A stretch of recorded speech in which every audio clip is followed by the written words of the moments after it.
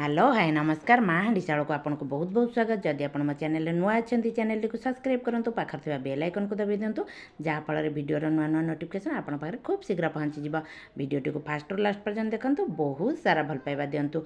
Recipe भल लगे recipe शेष लाइक कमेंट शेयर सब्सक्राइब करने को जमा भी भूलें। मुझे आपको बढ़ीर तैयारी चारू देखेबी जोटा कि बहुत टेस्ट लगी था। बर्तमान तो चारिआडे जर थंडा काशरे खाइबा एमती पार्टीर स्वाद चलीगला भल लगुनि खाइबापी ताली ए रेसिपी बनातु देखिए आपणकर पार्टीर स्वाद फेरी आस खाइबा बहुत ही बढ़िया लगे। आकु खाइले आपण भात निश्चिंत खाइबे आ गोटे थाली जगह दुई थाली खाइबे। देखंतु एठी मु पेज नहीं जाइछि पेज जो भात गाड़िला पर जो पेज आपण जो क्वांटिटी बनइबा को चाहूथिबे से अनुसार आपण पेज नेबे। मुझे गोटे बड़ गिनारे गिनाए पेज नहीं आ ता संगे टमाटो नहीं 5टी टमाटो आपण माने टमाटर क्वांटिटी अच्छी सब बेले अधिक रखिए। आपण देखिए लाल लाल पाचिला टमाटो नेबे कारण टमाटो गुड़िक लाल हेले आर लुक आ टेस्ट बहुत ही भल आसे। ता सहित स्वाद अनुसार लुण हलदी पकईक मुझे भल भाव फुटवाई छाड़देली जमती टमाटो भल भाव सीझीज ता सहित मिसीज आ टमाटर जो टमाटो जूस भाया हो बहुत ही बढ़िया लगे। देखो ये टमाटो मोर सीझी आसला आईटी मुझे आउ टे चटपटा बनवाई जमती मुझे कही चारू बनाऊँगी मुझा तेणु चटपटा बनवाई ये मुझे तेंतुली नहीं मुझे तेंतुली रस देवी आपण मैंने चाहिए आंबुलर यूज भी करेंगे। आ जो आंबुल आपड़ ने टे खटा थी दरकार आउ टे मांसाल वाला आंबुल ने बहुत टेस्ट लगी था चारूटी। देखो मुझे तेंतुली चकड़ी की तार जूस नहीं जाइए ये मुझे तेंतुलीर रस भल भाव मिसईदेवी एवं फुटा को किसी समय छाड़ीदे देखिए यह फुटिला आर कलर पूरा चेंज हो लुकटा बहुत सुंदर देखा।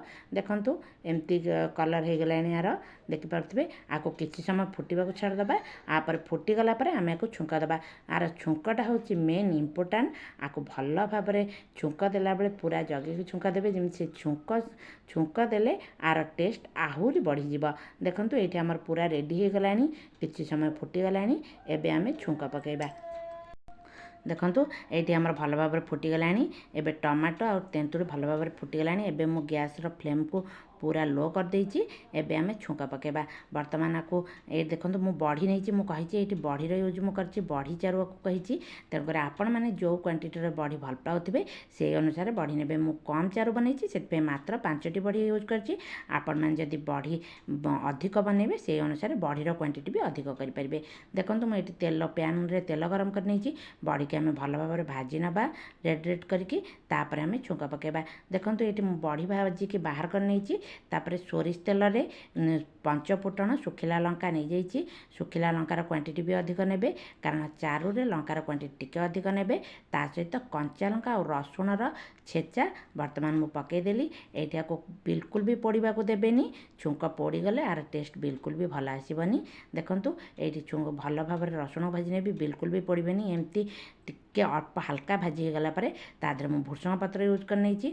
देखो भुसुंग पत्र को भाजिला एबे मु छुंक को ढाली देबे आठू अधिक कलर बेसी करेनि आपको पोड़बेनि ना भल आसबनी। आ सब बेले यही छुंक पकेला बेले आप सोरिष तेल यूज करेंगे जहाँफल कि टेस्ट आ बास्ना बहुत भल आसब। देखो ये पकई नेला मोर ए रेडी हो जाइए मुझे गैस फ्लेम को ऑफ कर नहीं तापर बड़ी जिते पकेबे बिल्कुल भी गैस ऑन करेंगे एबे बड़ी शेष को बड़ी आ सहित जीरा लंका गुंड मु पकई नहीं आपण मैंने रागर क्वांटिटी आपण हिसाब से पकेबे किंतु जीरा लंका गुंड केबे भी स्किप करेंगे ना यार टेस्ट भल आसबनी। देखो ये मोर रेडी हो गला बड़ी फुला आपको लगे आपण भात सहित खाईपर बहुत ही बढ़िया लगे।